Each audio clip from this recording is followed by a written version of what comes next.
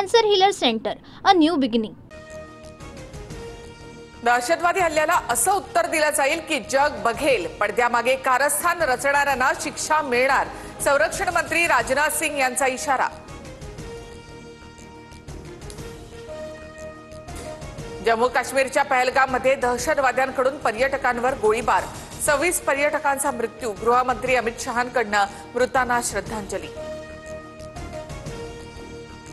पहलगाममधील दहशतवाद्यांच्या गोळीबारामध्ये महाराष्ट्रामधील 6 जणांचा मृत्यू. संजय लेले आणि दिलीप देसले 2 मृत पर्यटकांचा पार्थिव मुंबईमध्ये आणण्यात आलं. गृहमंत्री अमित शहांची पहलगाममधील घटनास्थळाला भेट, शहांकडून हल्ल्याचा आढावा तर अमित शहांकडून जखमी पर्यटकांची विचारपूस. पहलगाममध्ये हल्ला करणाऱ्या दहशतवाद्यांचे फोटो समोर, 2 पाकिस्तानी तर 2 स्थानिक दहशतवादी असल्याची सूत्रांची माहिती. दहशतवाद्यांचे फोटो समोर आल्यामुळे तपासात मोठी मदत मिळणार. सौदी अरेबियाचा दौरा अर्धवट सोडून पंतप्रधान मोदी भारतात. विमानतळावर पंतप्रधान मोदींकडून हल्ल्याचा आढावा.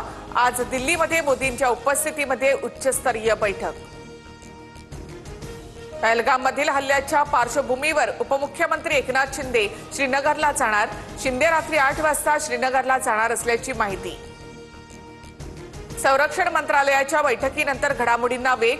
भारतीय सैन्यासह नौदल आणि वायुदलाला सुद्धा अलर्ट राहण्याचे आदेश. अमित शहा दिल्लीला परतल्यानंतर केंद्र सरकारकडून सर्वपक्षीय बैठक बोलावली जाण्याची शक्यता. बैठकीत विरोधी पक्षाच्या नेत्यांना हल्ल्याची माहिती दिली जाईल.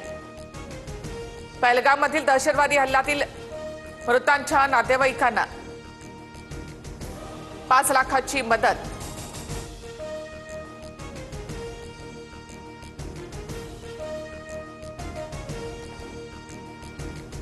महाराष्ट्रामधील पर्यटकांच्या मदतीसाठी मंत्री गिरीश महाजन श्रीनगरला रवाना. आशिष शेलार, मंगल प्रभात लोढा समन्वयासाठी मुंबई विमानतळावर, तर पर्यटकांचे मृतदेह विमानानं महाराष्ट्रामध्ये आणले जाणार.